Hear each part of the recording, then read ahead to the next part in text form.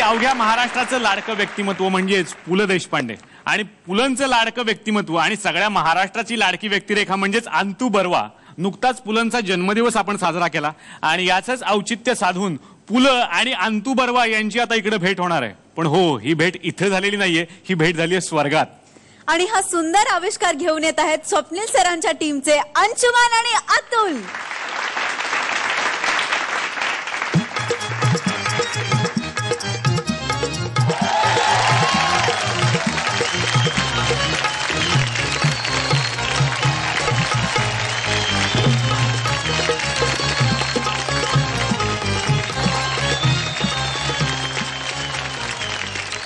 रत्नागिरीच्या मधल्या आळीत सगळे लोकोत्तर पुरुष राहतात. अंतू बर्वा याच मातीत उगवला आणि पिकला. माझी आणि अंतू बर्वाची भेट साधारण 12 ते 14 वर्षांपूर्वी झाली. जावई बापू. अंतू शेठ. अरे हो जावई बापू. अहो पुलाखालून किती पाणी गेले तरी पुलांना ओळखत नाही अशी महाराष्ट्रात आवलत नाही सापडायची. हो अहो अंतू शेठ, हा IPL चा जमाना आहे. होय काय? PL चा नाही. सध्या वेगळेच देशपांडे चर्चेत आहेत. चालायचं तो, पण नाव साधारण कुणी जर महान झाला असता तर आमच्या टिळक आळीतला बाळू टिळक लोकमान्य झाला नसता. केसरी सोडाच पण ढोंगणावर फाटलेले पिवळे पितांबर नेसून भिक्षुकी कशाच करत बसला असता. म्हणजे दोघांचे नावही बाळ आणि आडनावही टिळक, पण ते लोकमान्य झाले आणि याच घरचेच लोक मान्य करणे मुश्किल झाले. आता बोला. वा अंतू शेठ वा. पण तुम्ही इथे कुठे स्वर्गात? म्हणजे काय नरकात हवा होतो की काय?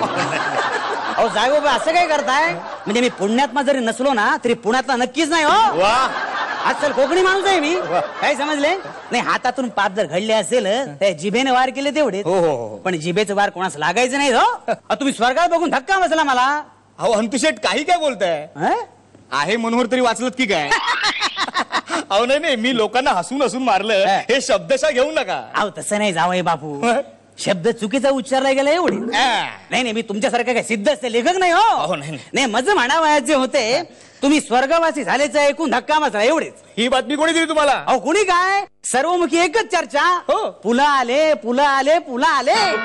अहो यमाच्या रेड्यापासून ब्रह्मदेवापर्यंत सर्वजण फुलले हो तुमच्या नावाने. अंतू शेठ, पण there is no humour in the heaven असं म्हणतात. चांगलं काहीच कळलेलं दिसत नाहीये. नाही काय माहितीये का, इंग्रजीचे ना आमचे हे कोकणातल्या नेत्याने इतकं सख्य. हो म्हणजे एकमेकांचे तोंड देखील आम्ही पाहत नाही. बरोबर सांगतो.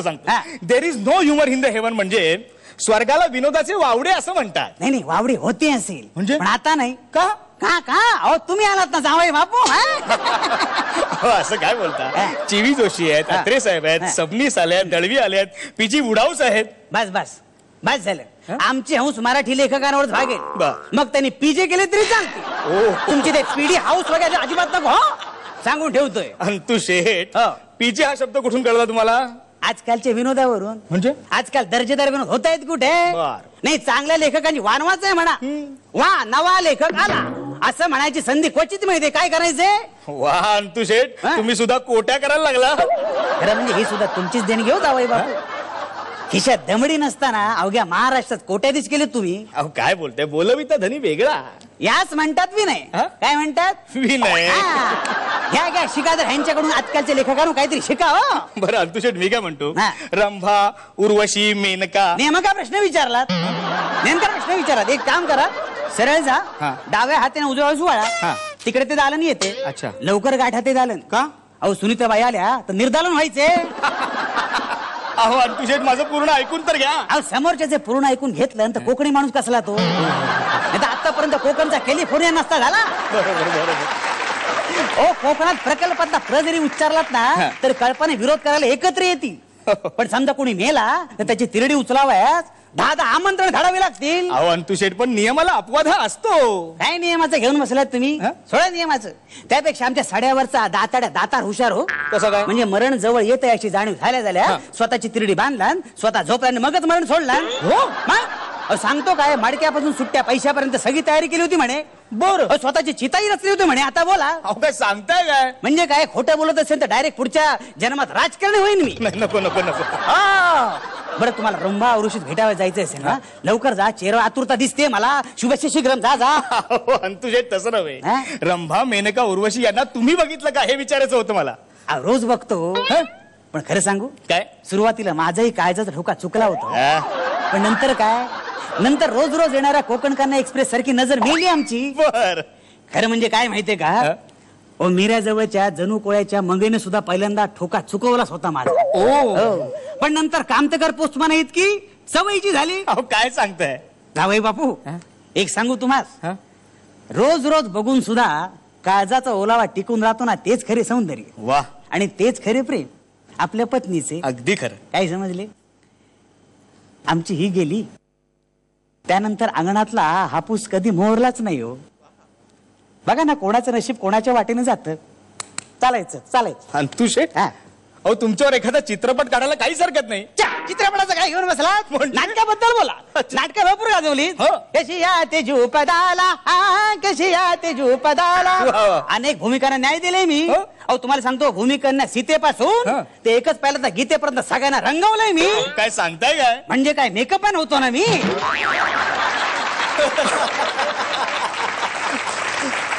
रंगवलं तुम्ही मग तुम्हाला काय वाटले रंगमंचावर अभिनय वगैरे गेला की काय अहो काहीतरी बोल नका एक सांगू का जावई बापू काय? बाहेर जिभेवर सरस्वती नाचते हो. पण तू मंचावर पाऊल ठेवले नाही लगेच माझ्या जिभेचा नानू भोगट्या होतो नानू भोग अच्छा म्हणजे तत्व पापत आता कसं बोलला ते तर पप खरं म्हणजे नानू भोगट्याचं तोंड आणि सरकारी तिजोरी सारखीच म्हणजे त्याच्या तोंडातून शब्द बाहेर पडत नाही आणि तिजोरीतून धन बाहेर पडत नाही हे अगदी खरं पण आमचं आपलं बरं आहे आम्हा घरी धन शब्दांचीच रत्ने शब्दांचीच शस्त्रे यत्न करू हे बाकी बरोबर बोलला खरं म्हणजे तुम्ही खरे श्रीमंत तुमच्यासारखे जगता आलं पाहिजे जावई बापू बरं अंतू शेठ एक प्रश्न विचारू का ओ एक दहा विचारा स्वर्गात कोणाच्या बापाशी घाबरताय तसं नव्हे. तुम्हाला जर पुनर्जन्म घ्यायचा असेल तर नेमका कोणता जन्म घ्याल अहो जावई बापू पुनर्जन्म घ्या वयासाठी मरावायच तर हवे म्हणजे असं काय करताय भाई अहो तुमच्या लेखणीने आम्हास अमर करून ठेवले त्याचे काय काय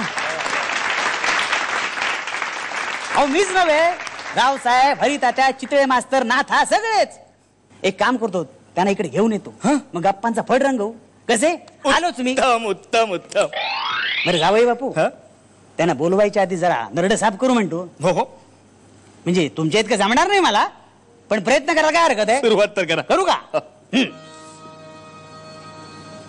इंद्रायणी काठी इंद्रायणी काठी इंद्रायणी काठी इंद्रायणी काठी देवाची आळंदी लागली समाधी ज्ञानेशाची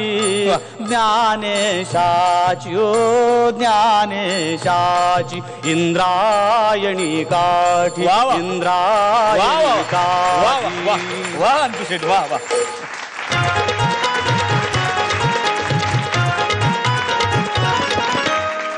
जोरदार टाळ्या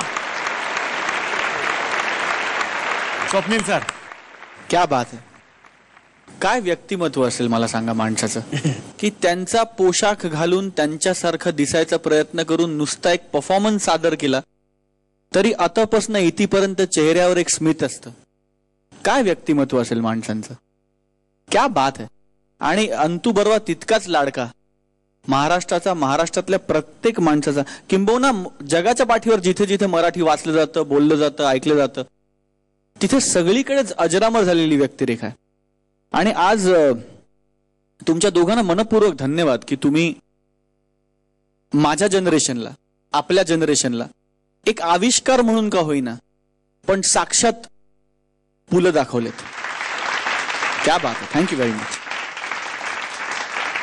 निर्मितीताई अंशू अतुल मला काय आवडलं माहितीये का की गेले कित्येक एपिसोड तुम्ही म्हणजे खदा हसवलं आम्हाला पण तेच दोघे जण इतकं अप्रतिम परफॉर्मन्स करतायत हे बघून मला खूप बरं वाटलं इतकं सटल तुम्ही दोघांनी केलं